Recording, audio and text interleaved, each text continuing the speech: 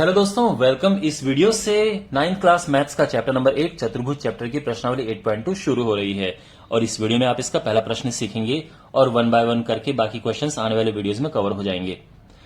ये जो पूरी प्रश्नावली है ये मध्य बिंदु प्रमेय पर आधारित है। तो अगर आपने वो प्रमेय नहीं पढ़ी है तो आपको ये एडवाइस है, ये सुझाव है कि आप उस प्रमेय को पहले पढ़ लें। उस पर भी एक वीडियो मैंने बनाया है, आपको प्लेलिस्ट में मिल जाएगा और उसके बाद ये प्रश्नावली आपको बहुत आसान लगने लगेगी। अदरवाइज इसमें थोड़ा आपको समझने में मुश्किल हो सकती है। तो शुरू करते हैं। ऑलराइट, तो पहला जो प्रश्न है उसमें ऐसा है कि ए बी सी डी एक चतुर्भुज है, क्वाड्रिलेटरल। पी ए बी का मिड पॉइंट है, मध्य बिंदु। क्यू बी सी का मध्य बिंदु है, आर सी डी का मध्य बिंदु है और एस डी ए का मध्य बिंदु है। ठीक है, यानी ये सभी मिड पॉइंट हैं। ऐसे अब इनको ज्वाइन किया गया। तो हमें यह प्रूव करना है कि जो एस आर है वो एसी का हाफ है और साथ में ये दोनों समांतर हैं, ये प्रूव करना है। ठीक है, और फिर पी क्यू और एस आर यानी इन दोनों को इक्वल प्रूव करना है और फिर हमें यह प्रूव करना है कि ये एक समांतर चतुर्भुज है, P Q R S. Alright, अगर आपको मिड पॉइंट थ्योरम आती है तो अभी तक आपके दिमाग में क्वेश्चन सॉल्व भी हो चुका होगा।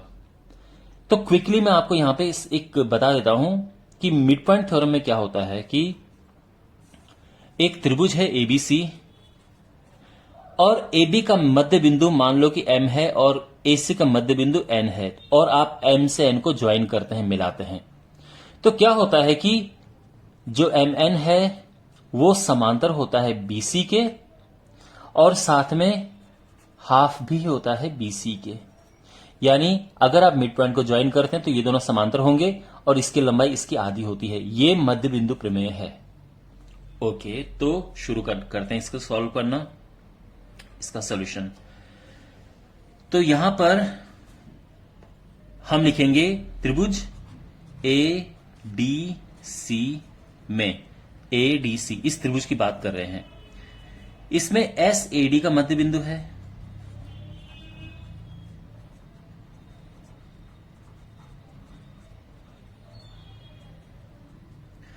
और आर जो है वो सीडी का मध्य बिंदु है।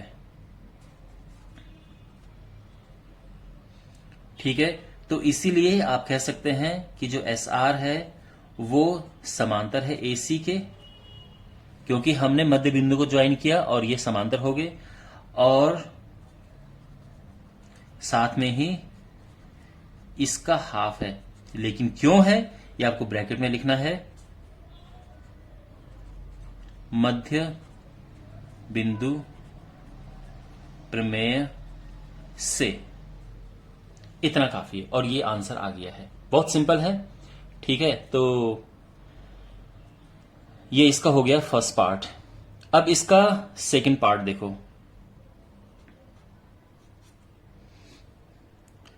त्रिभुज ए बी सी में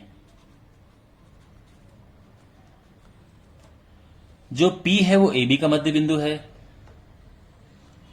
तो P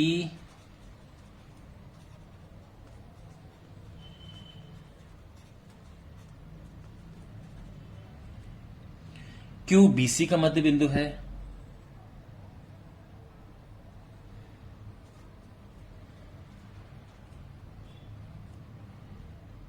ठीक है, तो इसीलिए आप कह सकते हैं कि PQ AC के बराबर है, सॉरी PQ AC के समांतर है और साथ में जो PQ है वो AC के हाफ के इक्वल है। ठीक है ना, मैंने समझाया था आपको। तो ये जो है इसकी लंबाई इसकी हाफ हो जाएगी। ओके, अब देखो और क्यों है ऐसा, अगेन रीजन वही लिखेंगे आप कि मिड पॉइंट थ्योरम से, मध्य बिंदु प्रमेय से। इसको जो यहां पे है इसको हम इक्वेशन नंबर 1 नाम दे देते हैं, इसको इक्वेशन नंबर 2 नाम दे देते हैं। तो यहां पर आप लिखेंगे फाइनली कि समीकरण 1 और 2 से तो S R is equal to half A C है, ये हम पहले ही प्रूव कर चुके थे। P Q is equal to half A C, ये हमने अब प्रूव किया। तो देखो हाफ ए सी बिल्कुल एक जैसा है, तो यानी S R is equal to P Q हो गया। पी क्यू बराबर एस आर। अंडरस्टैंड हो गया प्रूफ। ये इसका सेकंड पार्ट आ गया। अब जो इसका थर्ड पार्ट है उसको यहीं पे सॉल्व करते हैं। देखो, चूंकि जो एस आर है वो पैरेलल है एसी के, और साथ में एस आर जो है वो हाफ है एसी के। इसी तरह से जो पी क्यू है वो पैरेलल है एसी के, और साथ में जो पी क्यू है वो हाफ है एसी के।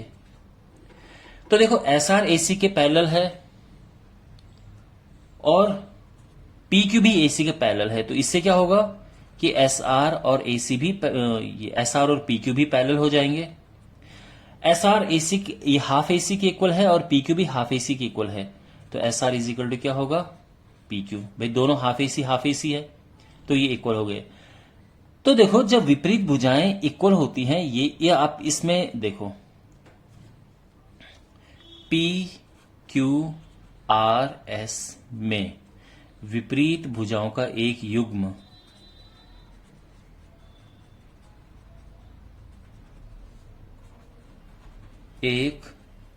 युग्म समांतर है, क्योंकि हमने निकाला ना, ये विपरीत भुजाएं हैं, समांतर हैं और बराबर हैं। तो समांतर तो है ही, साथ में बराबर भी हैं। तो जब विपरीत भुजाओं का एक युग्म समांतर और बराबर होता है तो हम कह सकते हैं कि वो एक समांतर चतुर्भुज होता है।